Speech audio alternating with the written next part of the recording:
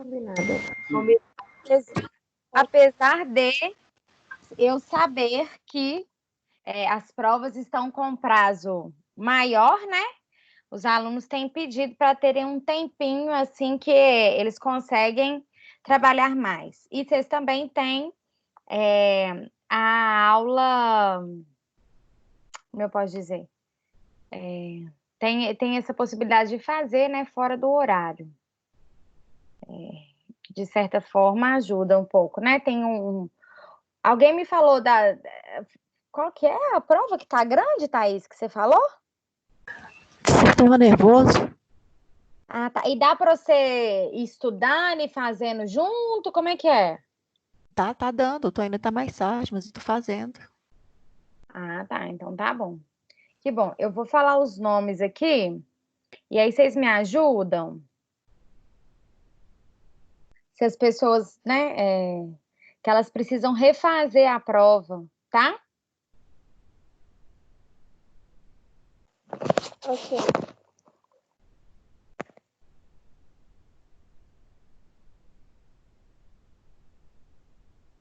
Gustavo, Lohane Paula, Débora Esther, Patrícia Gabriela, Ellen Silva, João Vitor e Amanda Ribeiro. Vou tirar foto. Eles vão ter que refazer? Sim.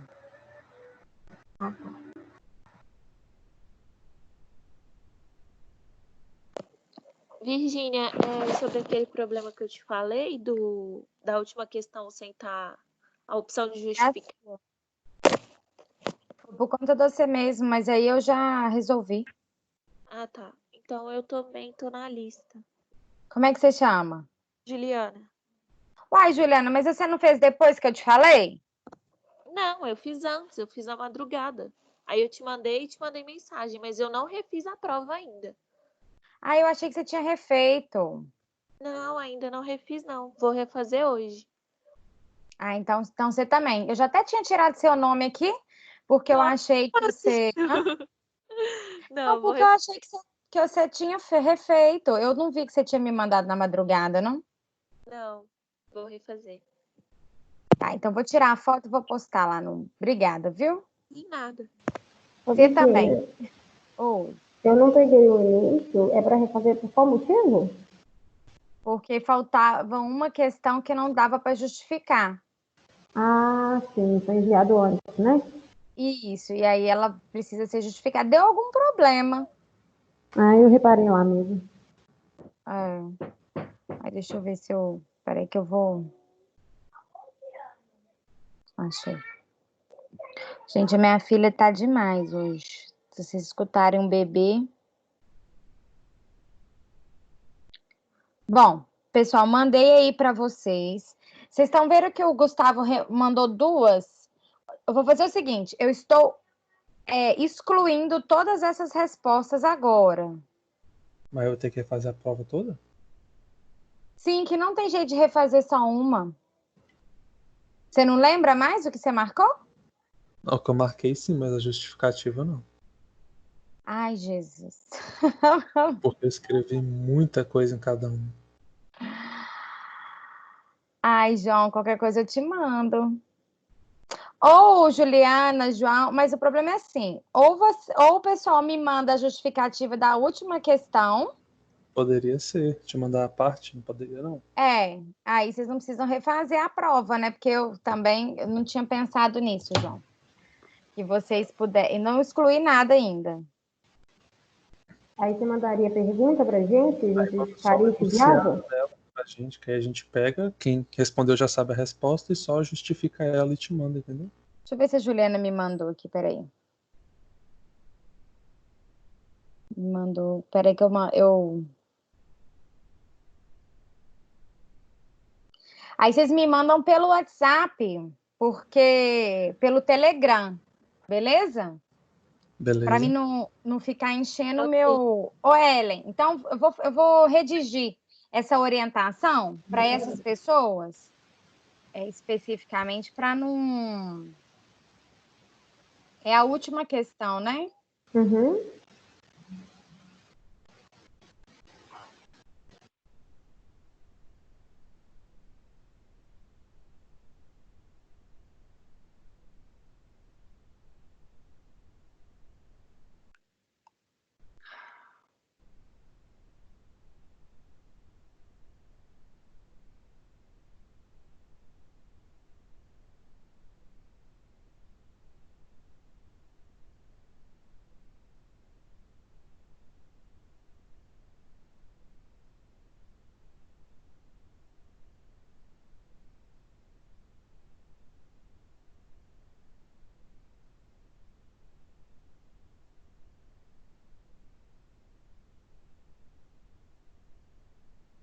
O Gustavo tá online? Tá todo mundo.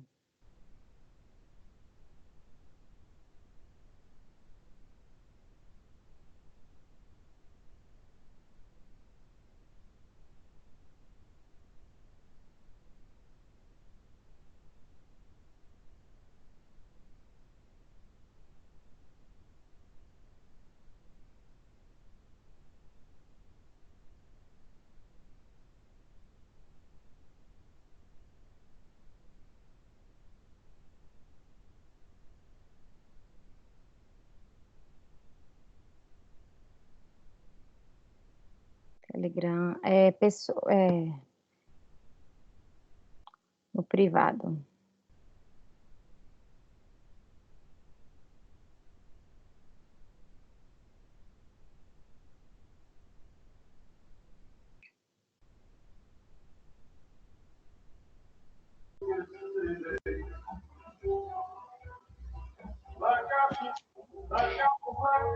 Bom, então já falei com vocês.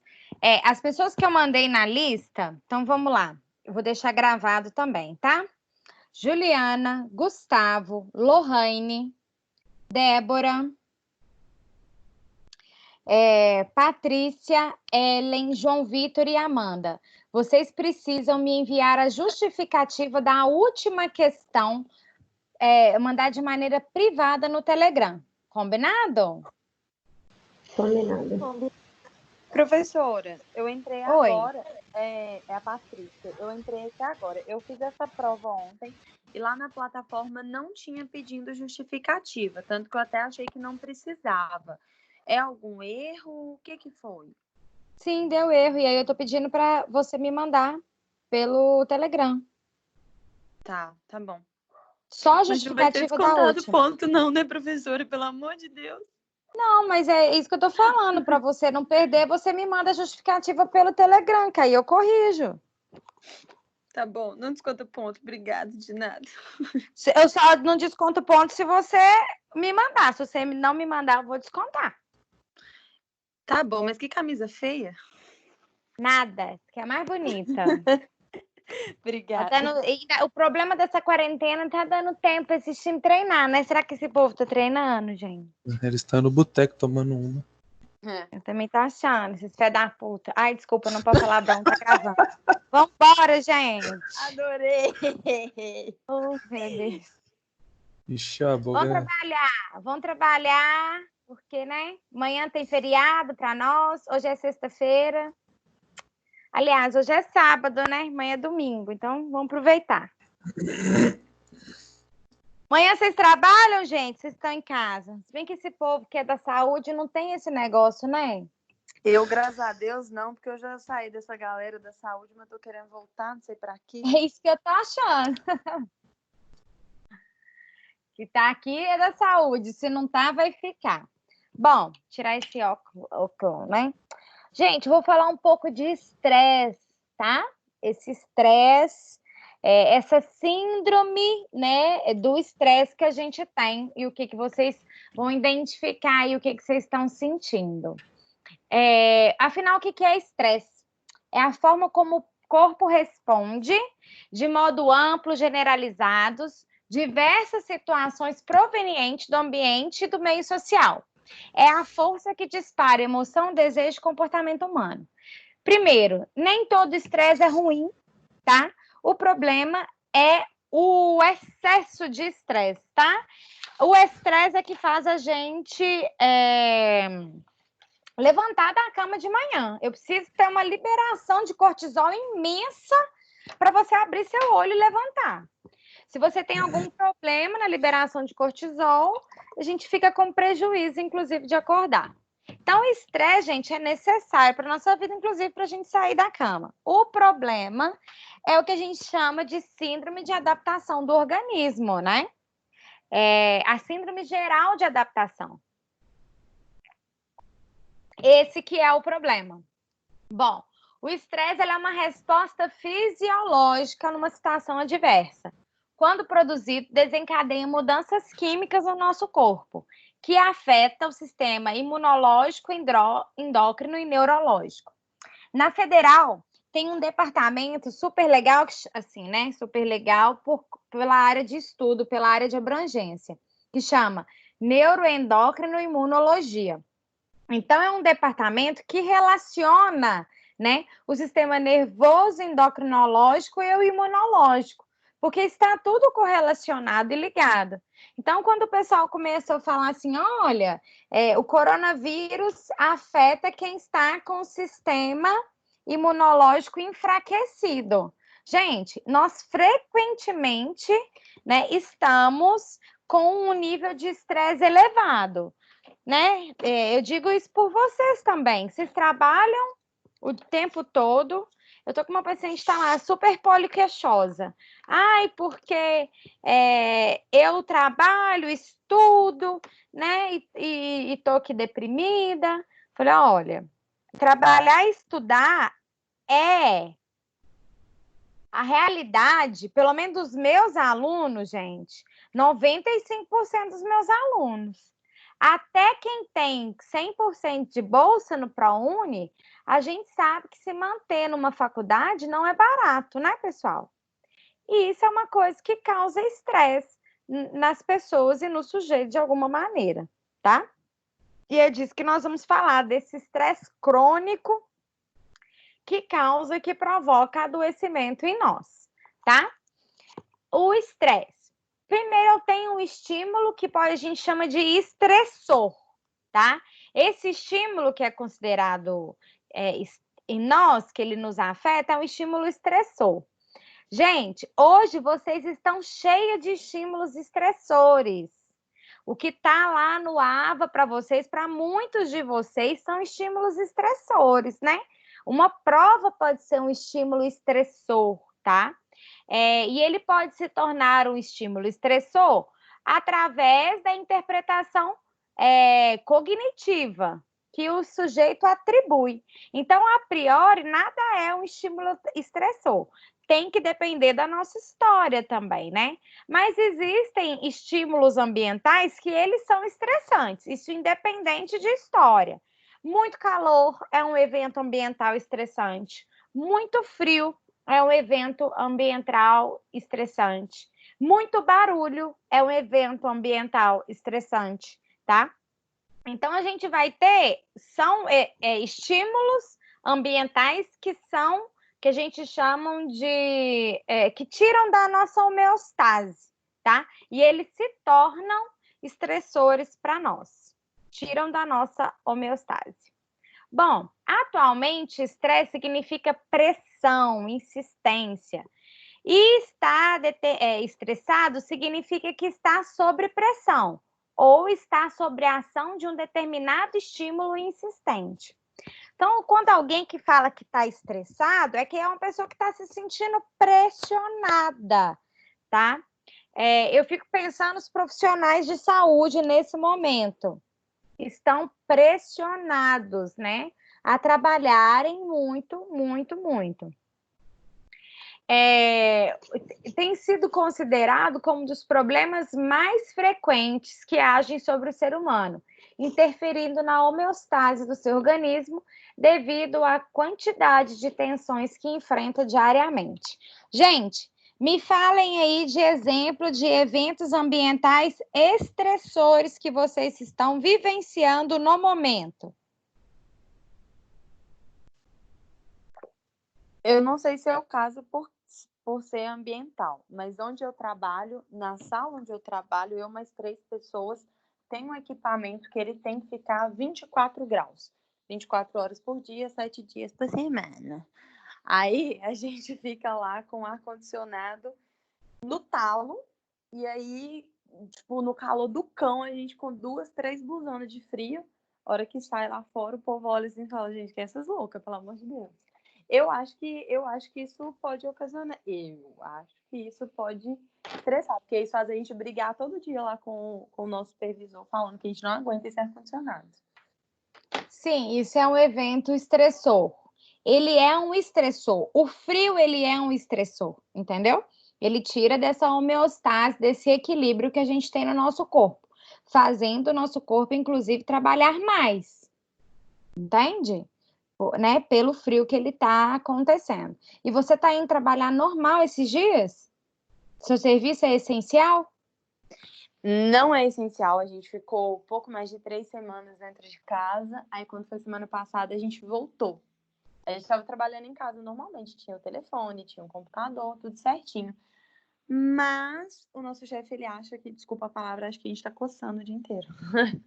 Sendo que a gente entregou mais resultado do que trabalhando lá, né?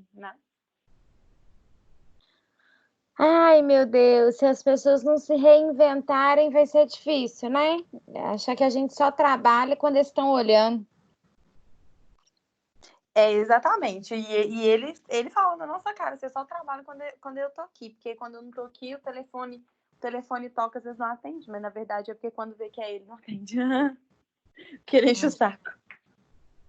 Aff, cada uma, né? Bom, vamos ver. Dizem que as relações vão mudar. Hoje eu escutei uma palestra do Karnal em que ele dizia isso, né? As pessoas estão mudando na pressão, na força, porque a gente está vivendo agora, nós todos, numa situação estressante, gente. O coronavírus, o potencial de estar contaminado é uma situação estressante, tá? Só para salientar a vocês.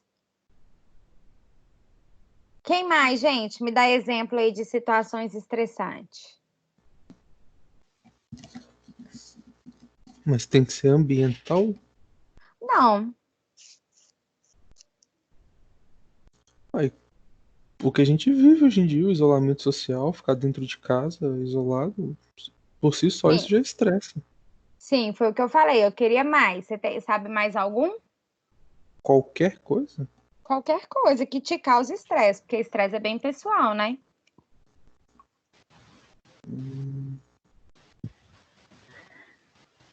Ô, Vicente, É uma pergunta tão simples que fica meio difícil. Hã? um exemplo mesmo de uma situação estressante no serviço, quando você fala com o paciente, né, que o atendimento vai demorar um pouco e ele fica na sua cola ali de cima o tempo inteiro te perguntando: vai demorar a me chamar? Vai demorar a me atender? Eu vou demorar a ir embora? Isso é muito estressante, muito mesmo. Então, isso provoca desconforto também em você, essa relação com o paciente, essa cobrança do paciente. Isso. Aham. Com certeza, extremamente estressante. Você sabe outro trem que estressa, professor? Professor, e a prova? Você vai lançar a nota que dia? Eu acabei de postar o diabo da prova, gente. Pelo amor de Deus. Entendeu?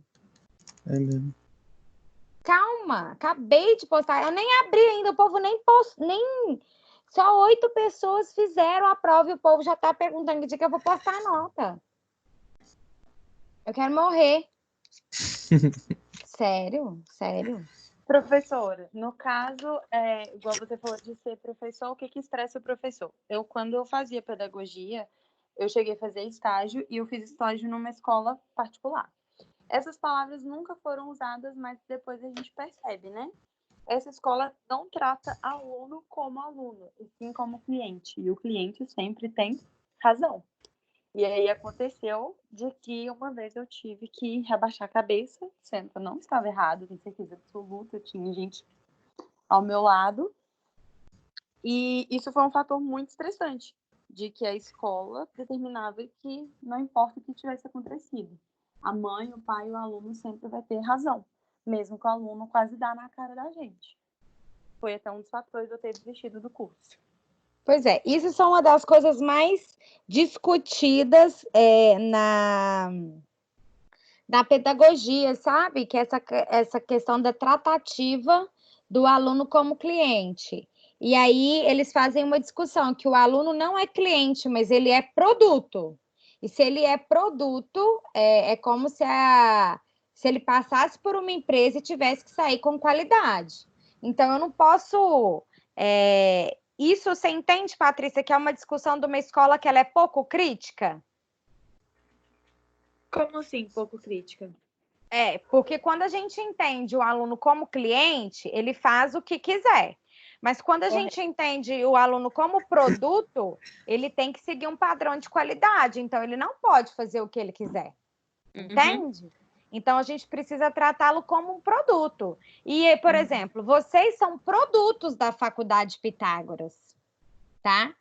O que isso significa? Se vocês são produtos, eu preciso criar um padrão de qualidade bom para ser vendido no mercado, para o mercado querer vocês.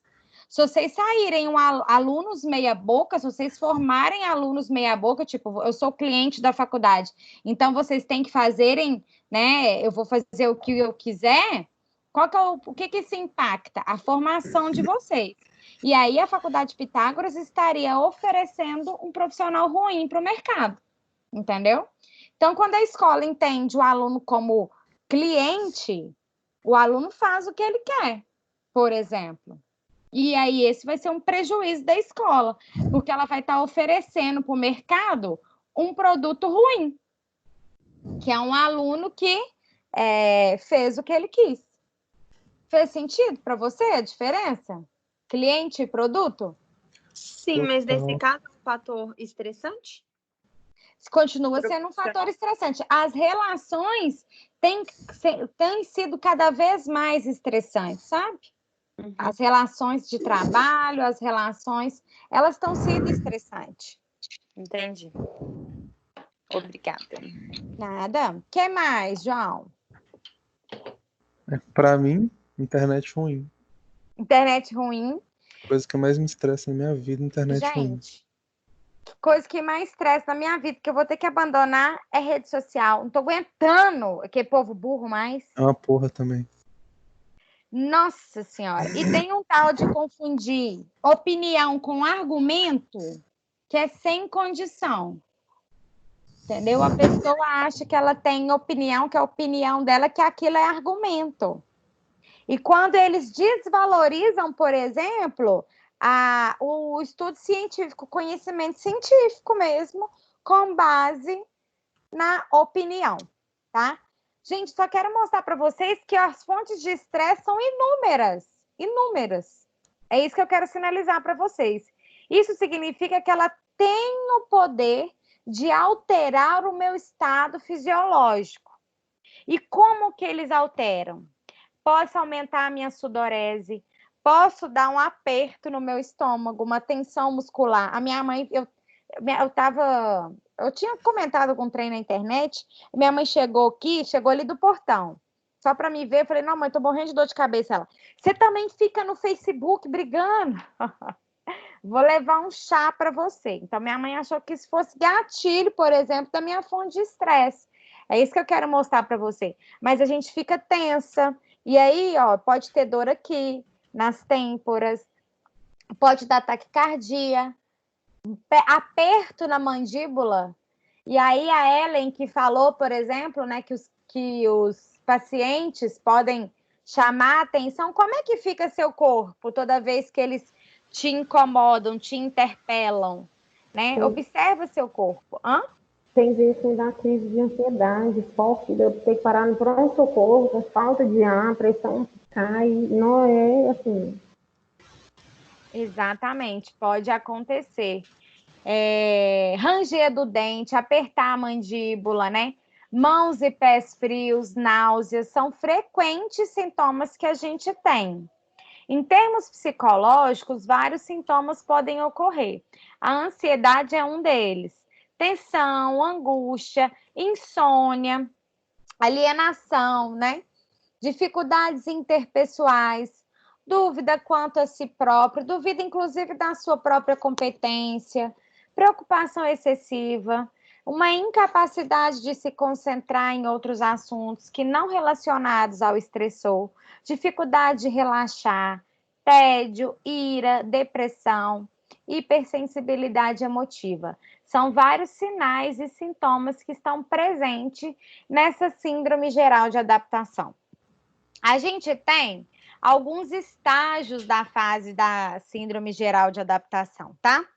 Que eu quero mostrar é o seguinte: a gente tem um primeiro estágio de alerta, em que o nosso corpo, ele fica em alerta, ele fica acordado, ele fica despertado. A gente tem um estágio de resistência e depois a gente tem o estágio de exaustão. Ele funciona mais ou menos aqui nessa síndrome geral de adaptação, tá? Então, quando eu estou falando de estágio de alerta, o organismo ele percebe uma situação de tensão e aí eu tenho liberação hormonal. O hipotálamo estimula a hipófise, levando a aumentar a secreção de hormônio adrenocorticotrópico, ou ACTH. Este, por sua vez, estimula a suprarrenal, que aumenta a produção da adrenalina e os corticoides. E aí, gente, eleva a minha adrenalina, o meu estresse, né? Isso joga na circulação sistêmica rapidamente e essas substâncias chegam nas células do organismo. Esses hormônios são essencialmente úteis, né? E juntamente com as reações do sistema nervoso central e outros componentes químicos, constituem a defesa do organismo contra o estresse. Se, porém, forem descarrilhados, sua produção pode causar doença, como, por exemplo, uma série de reações complexas. O que acontece? Esses hormônios, eles aumentam para que isso a gente faça alguma coisa. A gente levante da cama, por isso que eu tenho essa liberação excessiva de cortisol. Eu levanto da cama, eu mudo a situação, tá? Eu me incomodo, isso me gera um desconforto e eu faço algo em relação a isso, tá? Esse estágio de defesa ou de alarme, ele me mantém ativo, ele faz eu me comportar, tá? Imagina que o ar-condicionado da Patrícia, ela tá lá sentindo muito frio. O ar-condicionado, né, ele libera, é um estressor físico, ela se incomoda, né? O corpo dela produz maneiras dela, inclusive, se esquentar, tá? Só que esse estímulo precisa ser removido. Senão, a gente vai para a segunda fase, que é a fase de resistência, tá? Que o estressor perdura por um período prolongado, havendo um aumento da capacidade de resistência do organismo. Só que, como ele não é retirado, a gente se adapta ao estressor, ficando a atividade mais intensa em função do parasimpático. Possui um efeito de desmobilizar o corpo, pois este abaixa o nível de alerta. É como se a gente habituasse ao nível de estressor, tá? É como se a gente voltasse gradativamente aos níveis anteriores. É aquele negócio da gente acostumar com aquilo que é ruim. Muitas das vezes, quando a gente tem um estímulo estressor, a gente percebe isso quando a gente está em sala de aula. Que aquele ar-condicionado fica ligado, fica ligado, fica ligado. Aí, quando ele desliga, que a gente fala assim, nu, é ou não é? Porque a gente tinha habituado, a gente tinha entrado na fase de resistência, tá? Bom, só que aí esse estímulo continua, o frio da Patrícia continua. E aí a gente chega na fase de exaustão ou esgotamento, no qual os sintomas da fase de alerta, eles reaparecem mais acentuados e tornam o organismo mais suscetível à doença, caracterizando pela incapacidade dos mecanismos responsáveis pela busca de adaptação do organismo aos efeitos dos estressores, permanecerem por um tempo prolongado. Esse estresse se torna intenso, consequentemente, esgotando toda a energia do organismo. E aí, gente, a gente chega em casa cada vez mais cansado e esgotado, a gente não consegue fazer nada, tá? Então, primeiro, eu tenho aquela fase inicial do organismo, que é a fase de alerta, que ele fala assim, velho, faz alguma coisa, isso está errado, eu não vou dar conta, eu não vou aguentar, você precisa mudar esse ritmo, tá? Aí, beleza, você continua do mesmo jeito achando que seu corpo é uma máquina, tá? E aí ele acostuma com esse ritmo frenético. E aí a gente continua. Só que tem uma hora que seu corpo não aguenta mais, né? Ele vai na fase de exaustão, esgotamento. Isso aqui é morra abaixo, tá? E aí a exaustão, ela quebra esse equilíbrio. E aí eu posso aparecer, são as doenças que a gente tem. A hipertensão, a ansiedade, a depressão, problemas sexuais, né? Quem vai querer transar cansado, exausto o tempo todo, gente? Problemas dermatológicos de pele, vitiligo, por uma síndrome de estresse que pode acontecer. Então, eu tenho lá essa síndrome de adaptação geral. Eu tenho um sistema de alerta. O trânsito pode ser fonte de estresse, né? O nosso trabalho, as nossas relações afetivas, familiares, podem ser fonte de estresse, tá? E aí a gente, às vezes, está aqui na resistência, né? Está quase exaustão. Aqui a gente já não aguenta mais, a gente está adoecido, porque foi tanta situação de estresse, aqui você não dá mais conta. Bom, o estresse, então, ele se relaciona diretamente com a produtividade do indivíduo. Uma pessoa que não tem estresse, ela não produz, tá? Pois ela acaba não produzindo adrenalina e tornando-se uma pessoa apática, desanimada, totalmente improdutiva. Portanto, quanto mais estresse, maior a produção de adrenalina. Consequentemente, maior a produtividade. Quando o estresse extrapola o limite do indivíduo, a sua produtividade começa a diminuir e ele pode contrair doença e até mesmo morrer. Então, o que eu estou querendo mostrar para vocês é que existe um nível ótimo de pressão. Não pode estar só pressão.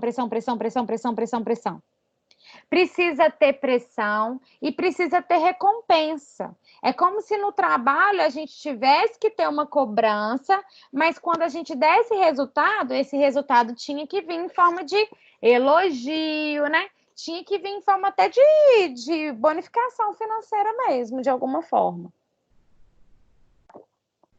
Bom, então o estresse, né? Eles são fonte de recurso para a gente começar a trabalhar, né? A gente precisa trabalhar. É o estresse que faz a gente se movimentar, tá? E não precisa ser uma cobrança diária, ambiental, né? Na presença do chefe, não. Você pode ser cobrado, ser pressionado de outras maneiras. Bom, tem dois tipos de estresse, tá? É o eustresse, que é de natureza positiva, que é essa pressão que a gente precisa, e o distress, né, que é o estresse que adoece, que está relacionado à sobrecarga, no qual ocorre uma ativação crônica e repetida do eixo hipotálamo, hipófise e adrenal, no qual a constante elevação desse hormônio origina alterações patológicas. Gente, quando vocês entraram para a faculdade, vocês sabiam que ia ter um pouco de estresse, né? Só de vocês estarem estudando já é um estresse, porque saiu do seu equilíbrio. Aqui vocês estão sendo convidados a se perguntarem o tempo todo, tá? Então, aqui, gente, é uma fonte de estresse frequente. Qual que é o problema disso? Quando ultrapassa, né,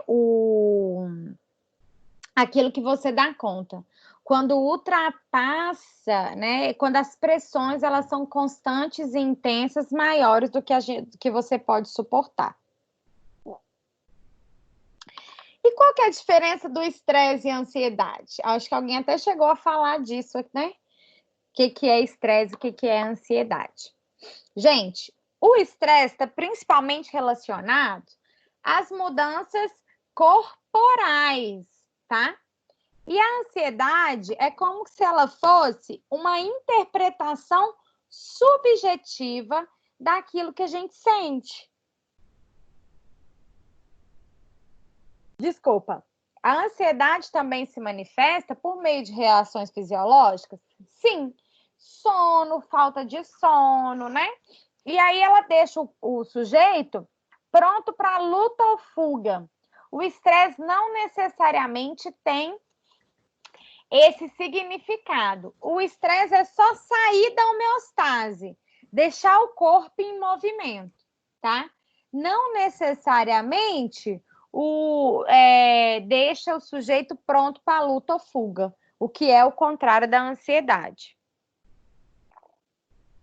A ansiedade ela é uma reação normal também, positiva e adaptativa, que o organismo emite em resposta a ameaças ou perigos que impulsiona e aumenta o desempenho desse indivíduo.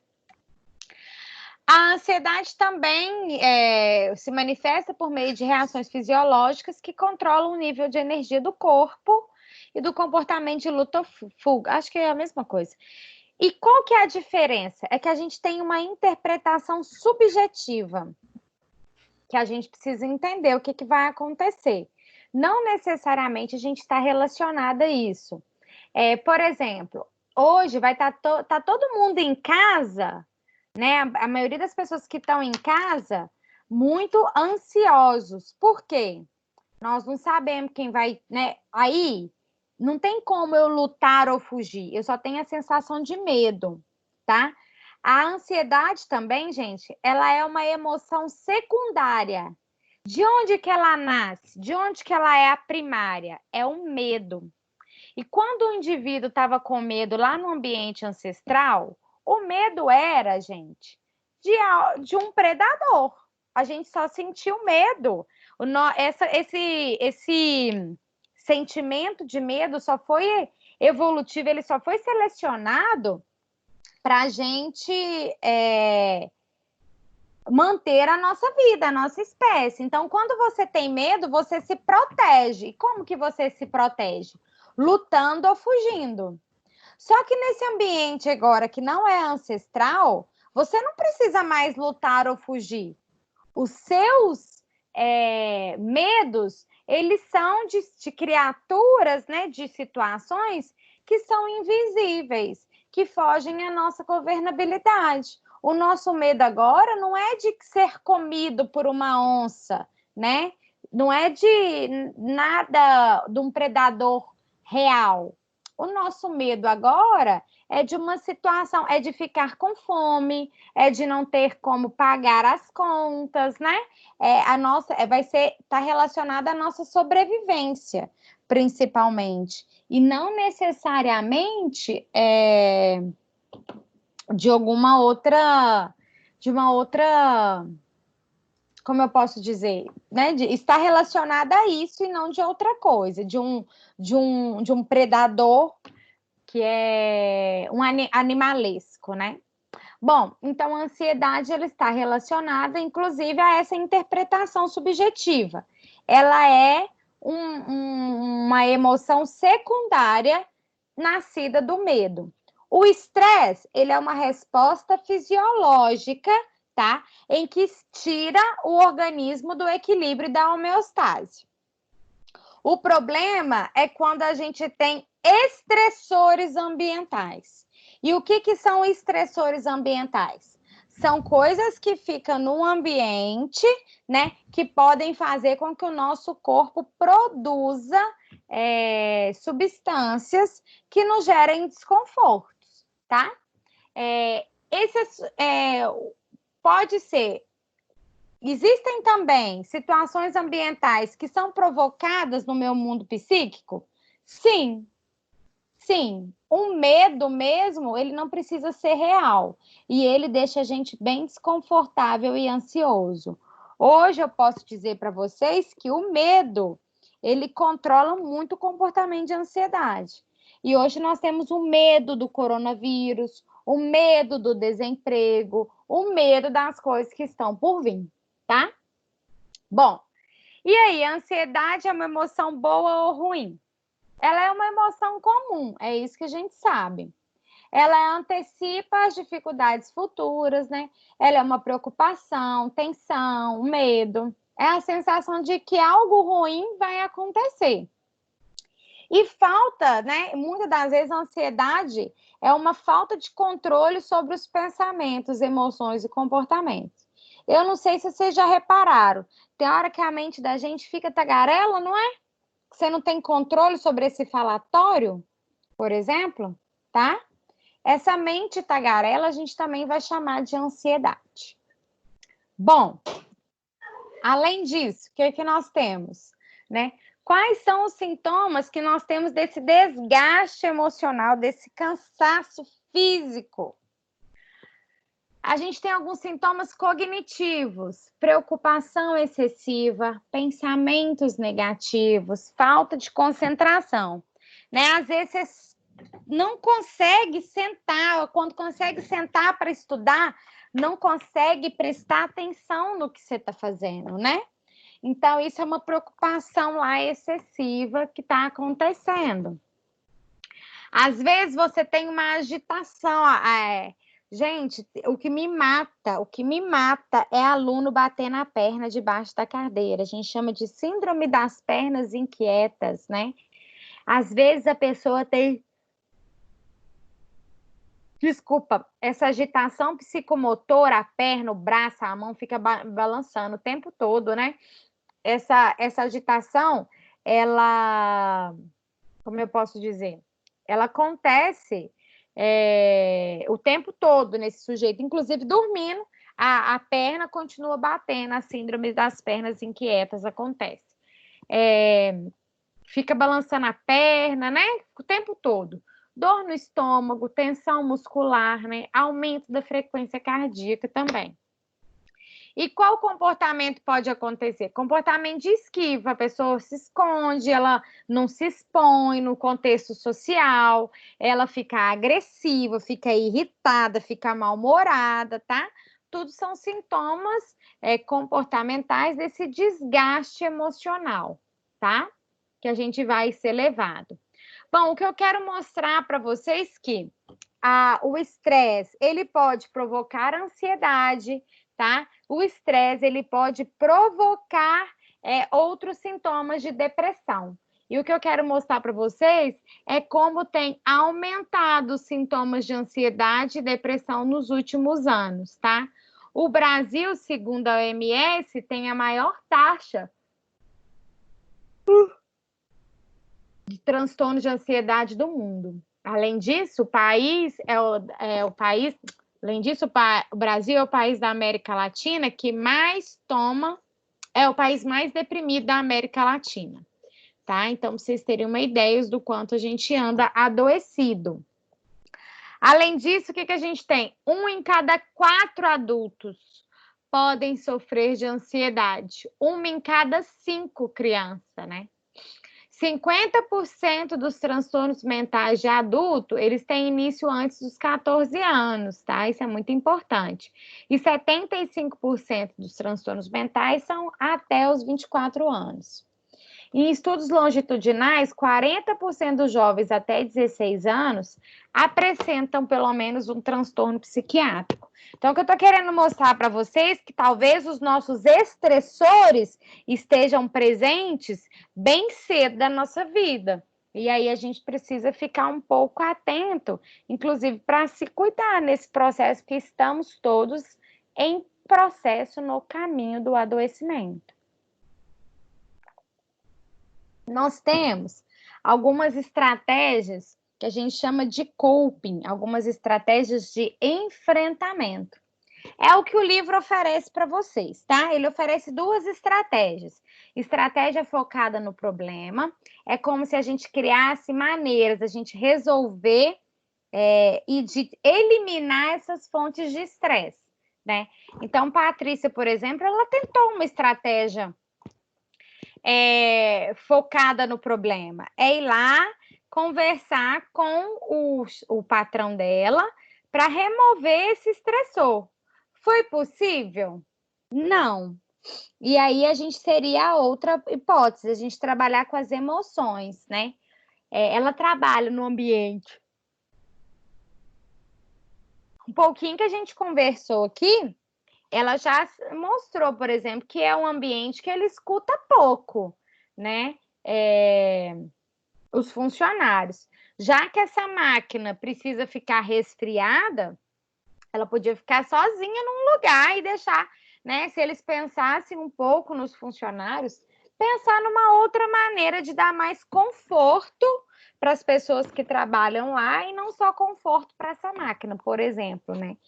Isso seria estratégia focada no problema. Mas como isso não é possível, é perguntar para a Patrícia, trabalhar com a Patrícia as emoções que podem ser geradas ou provocadas por essa falta de escuta, né?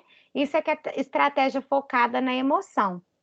A gente ia trabalhar com as emoções que são causadas, né, por esse chefe, por exemplo, que escuta pouco esses funcionários, tá? Por exemplo. Bom, e qual outras estratégias, gente, a gente pode trabalhar para lidar com o que a gente chama de, né, com o estresse, com ansiedade, com depressão? São as estratégias de coping e de enfrentamento. O que a gente poderia fazer mais, né? O que é importante para nós? Ter conexões, né? Eu queria mostrar para vocês um documentário que eu achei interessante. Eu não sei se vai dar para escutar daí. Eles fizeram um estudo longitudinal para verificar o que fazia com que as pessoas vivessem mais tempo e feliz ao longo da vida. E aí eles chegaram a algumas conclusões. Eles fizeram um estudo por 75 anos. Só um minutinho que eu vou mostrar.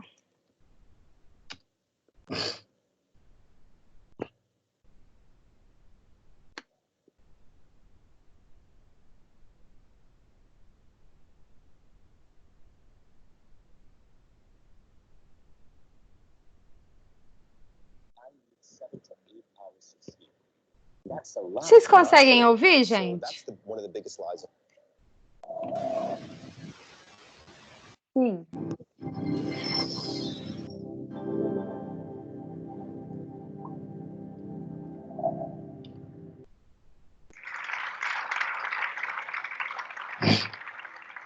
What keeps us healthy and happy as we go through life?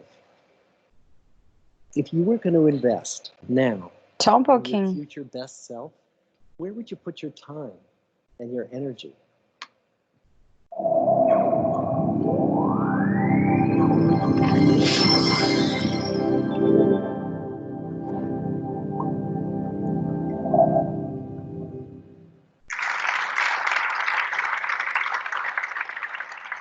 What keeps us healthy and happy as we go through life?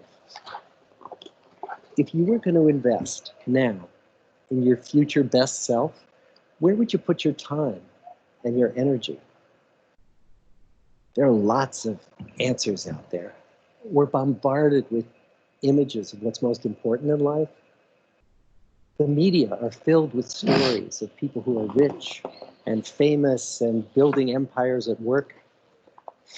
And we believe those stories. There was a recent survey of millennials asking them what their most important life goals were. And over 80% said that a major life goal for them was to get rich. And another 50% of those same young adults said that another major life goal was to become famous. And we're constantly told to lean into work, to push harder and achieve more. We're given the impression that these are the things that we need to go after in order to have a good life. But is that true? Is that really what keeps people happy as they go through life? Pictures of entire lives, of the choices that people make and how those choices work out for them, those pictures are almost impossible to get. Most of what we know about human life, we know from asking people to remember the past. And as we know, hindsight is anything but 20/20. We forget vast amounts of what happens to us in life, and sometimes memory is downright creative. Mark Twain understood this.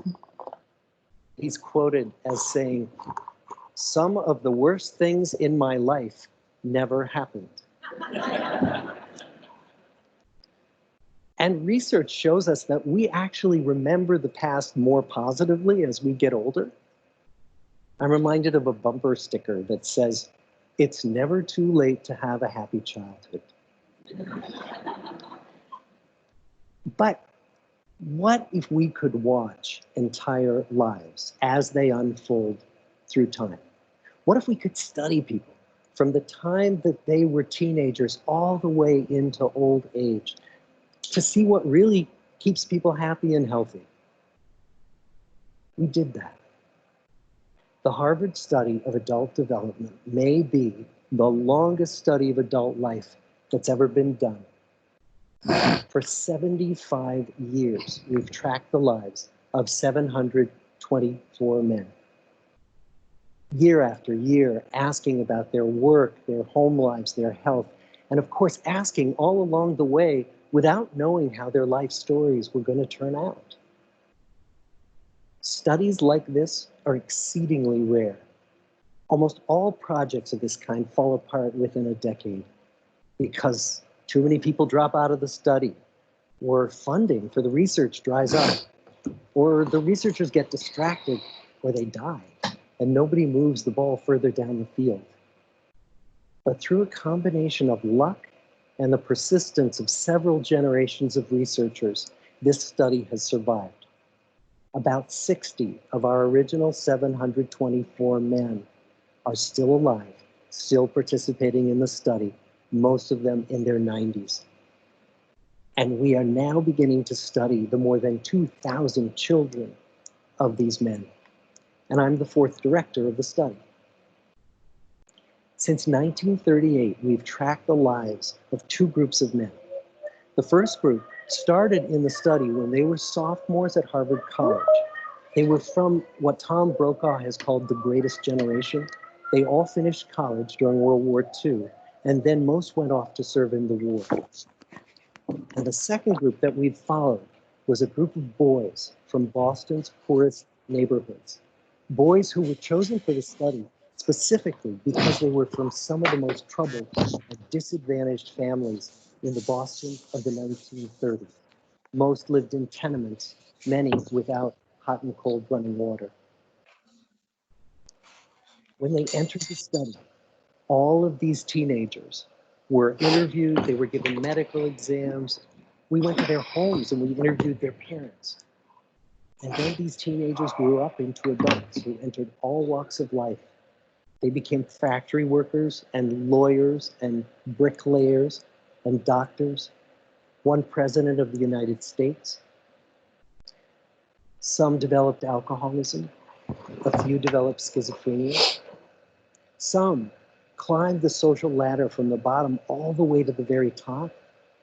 And some made that journey in the opposite direction.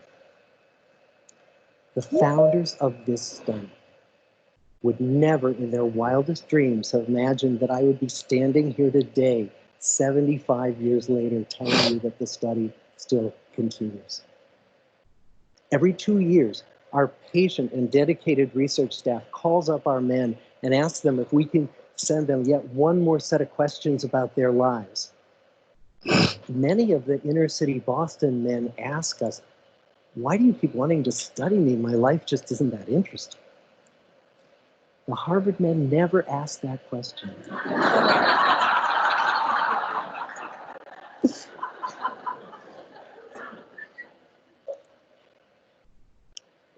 To get the clearest picture of these lives, we don't just send them questionnaires.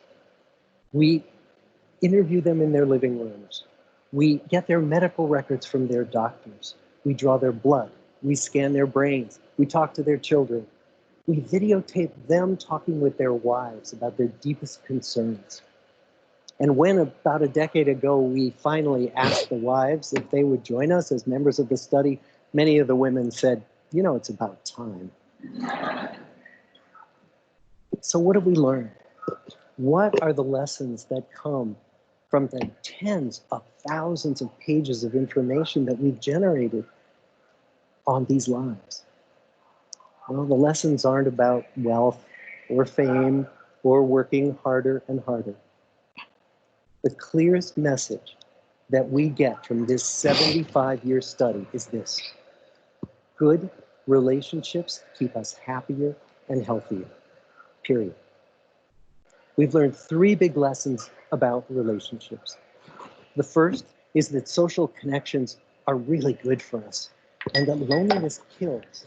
It turns out that people who are more socially connected to family, to friends, to community are happier, they're physically healthier, and they live longer than people who are less well connected. And the experience of loneliness turns out to be toxic. People who are more isolated than they want to be from others find that they are less happy, their health declines earlier in midlife, their brain functioning declines sooner, and they live shorter lives than people who are not lonely. And the sad fact is that at any given time, more than 1 in 5 Americans will report that they're lonely. And we know that you can be lonely in a crowd and you can be lonely in a marriage. So the second big lesson that we learned is that it's not just the number of friends you have, and it's not whether or not you're in a committed relationship, but it's the quality of your close relationships that matters. It turns out that living in the midst of conflict is really bad for our health. High conflict marriages, for example, without much affection, turn out to be very bad for our health, perhaps worse than getting divorced. And living in the midst of good, warm relationships is protective. Once we had followed our men all the way into their 80s, we wanted to look back at them at midlife and to see if we could predict who was going to grow into a happy, healthy octogenarian and who wasn't. And when we gathered together everything we knew about them at age 50, it wasn't their middle-aged cholesterol levels that predicted how they were going to grow old. It was how satisfied they were in their relationships. The people who were the most satisfied in their relationships at age 50 were the healthiest at age 80. And good, close relationships seem to buffer us from some of the slings and arrows of getting old. Our most happily partnered men and women reported in their 80s that on the days when they had more physical pain, their moods stayed just as happy. But the people who were in unhappy relationships, on the days when they reported more physical pain, it was magnified by more emotional pain. And the third big lesson that we learned about relationships and our health is that good relationships don't just protect our bodies, they protect our brains. It turns out that being in a securely attached relationship to another person in your 80s is protective. That the people who are in relationships where they really feel they can count on the other person in times of need, those people's memories stay sharper longer. And the people in relationships where they feel they really can't count on the other one, those are the people who experience earlier memory decline. And those good relationships, they don't have to be smooth all the time. Some of our octogenarian couples could bicker with each other day in and day out. But as long as they felt that they could really count on the other when the going got tough, those arguments didn't take a toll on their memories. So, this message that good, close relationships are good for our health and well-being, this is wisdom that's as old as the hills. It's your grandmother's advice and your pastor's. Why is this so hard to get? For example, with respect to wealth, we know that once your basic material needs are met, wealth doesn't do it. If you go from making $75,000 a year to $75 million, we know that your health and your happiness will change very little, if at all. When it comes to fame, the constant media intrusion and the lack of privacy make most famous people significantly less healthy. It certainly doesn't keep them happier. And as for working harder and harder, there is that truism that nobody on their deathbed ever wished they had spent more time at the office. Why is this so hard to get and so easy to ignore? Well, we're human. What we'd really like is a quick fix, something we can get that'll make our lives good and keep them that way. Relationships are messy and they're complicated, and the hard work of tending to family and friends, it's not sexy or glamorous. It's also lifelong. It never ends. The people in our 75-year study who were the happiest in retirement were the people who had actively worked to replace workmates with new playmates.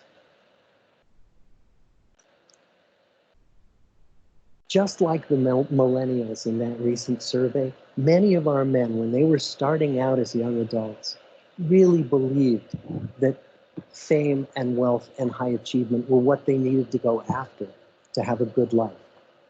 But over and over these 75 years, our study has shown that the people who fared the best were the people who leaned into relationships with family, with friends, with community.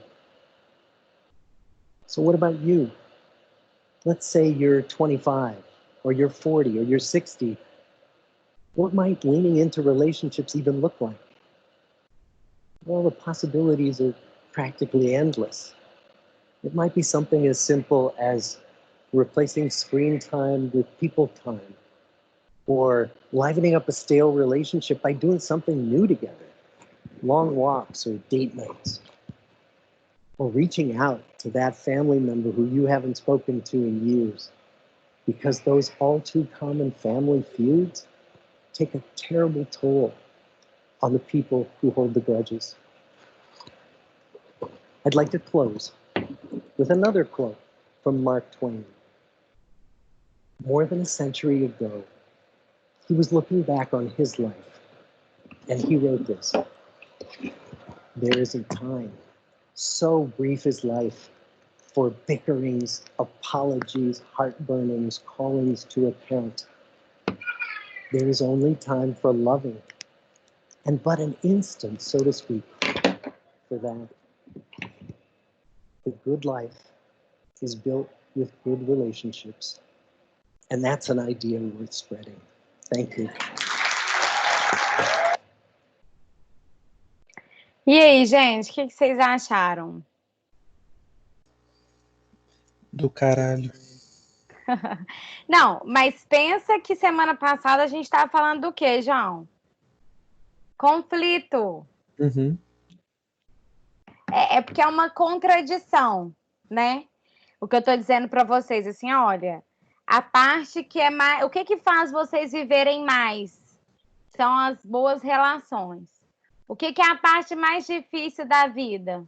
Ter boas relações. É foda. Entendeu? O que faz a gente não adoecer? Ter boas relações.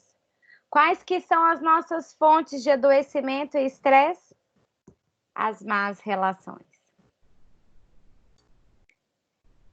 E aí, gente, é isso. É a gente tentar, da melhor maneira possível, né, ter boas relações para a gente viver melhor. É um fator de proteção. Então, só para vocês entenderem que isso aí vai ser um desafio que a gente vai encontrar na nossa vida, né? Ter pensamentos positivos, do que eu digo como fator de proteção, tem um negócio que chama Diário da Gratidão. Vocês devem ter feito ou ter ouvido falar. O que acontece, gente? Quando a gente está estressado ou deprimido, a gente tem um negócio que chama estreitamento de campo atencional. Tudo aquilo que era bom da nossa vida, a gente simplesmente deixa de enxergar.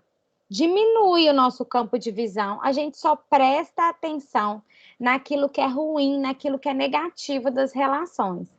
Então, é como se a gente prestasse atenção só no que a pessoa faz de ruim para a gente. Por exemplo, se aquele colega não te cumprimentou, A gente acha que ele está com um problema com a gente. Mas talvez, gente, ele só não nos cumprimentou hoje, ele cumprimentou a gente a semana inteira.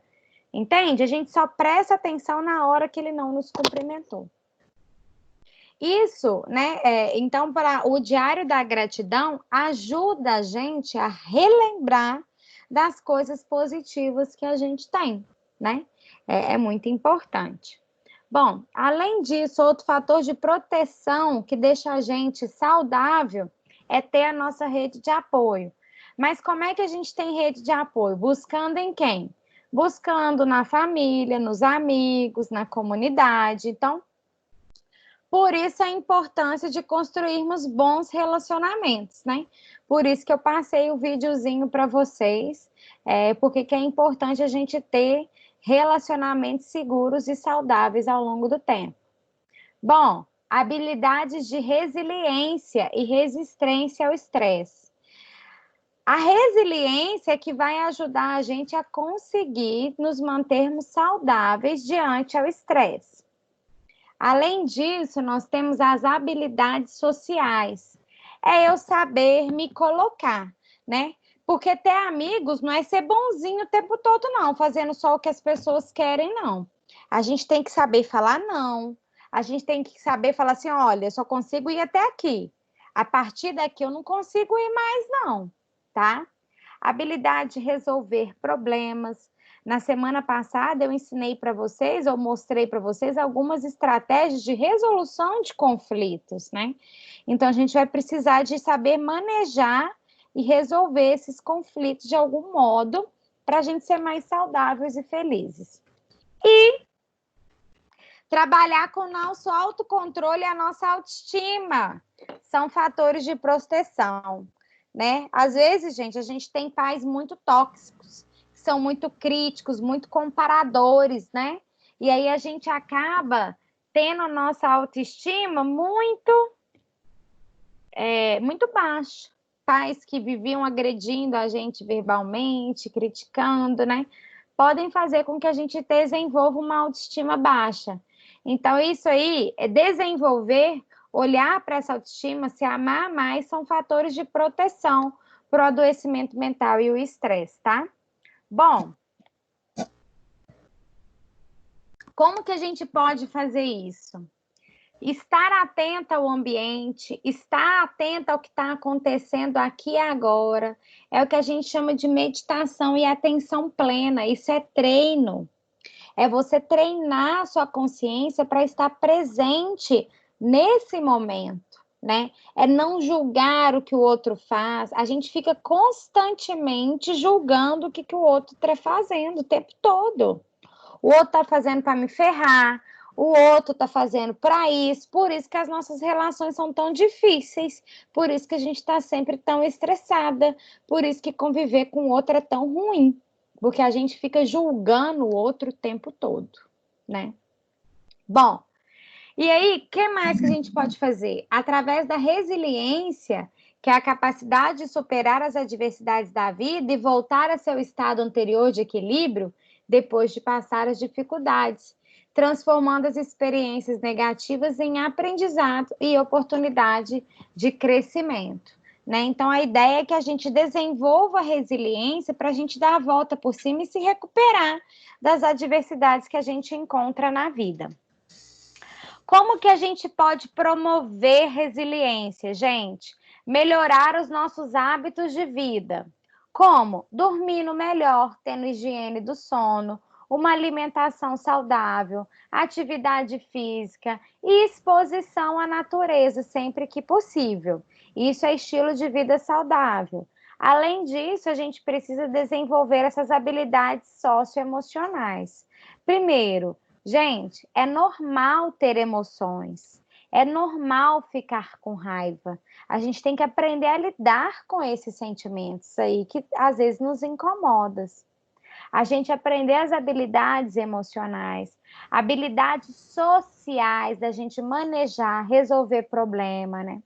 A habilidade aqui de resolver problemas, como eu falei para vocês, da melhor maneira.